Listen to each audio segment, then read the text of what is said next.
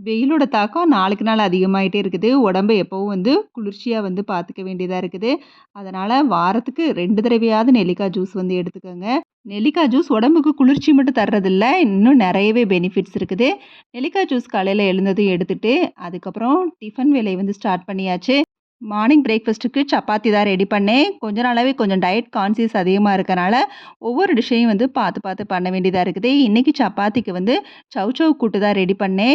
பாசிப்பருப்பு, சின்ன வெங்காயம், வெள்ளைப்பூடு, பச்சை மிளகாய், தக்காளி, சீரகம், தேவையான அளவு உப்பு, கொஞ்சமா எண்ணெய் ஊத்தி, நல்லா தண்ணி ஊத்தி, நல்லா மொற கட்டுற அளவுக்கு கொதிக்க விட்டு, குக்கர மூடி வச்சு மீடியம் ஃப்ளேம்ல வச்சு 3 சவுண்டு விட்டா சூப்பரா காய் ரெடி ஆயிரும். எந்த சமையலா இருந்தாலும் மீடியம் ஃப்ளேம்ல வச்சு குக் பண்ணா, அதோட சத்து நம்மளுக்கு முழுசா அப்படியே கிடைக்கும். நல்லா காய் ரெடி ஆனதுக்கப்புறம் அதுக்கு தாளிப்பு ரொம்ப ரொம்ப முக்கியம். எண்ணெய், கடுகு, உளுந்தம் பருப்பு, சீரகம், வத்தல், கருவேப்பிலை, பெருங்காயம் போட்டு தாளிச்சு கொட்டினோம்னா, சௌசௌ கூட்டு சூப்பரா சப்பாத்திக்கு ரெடி.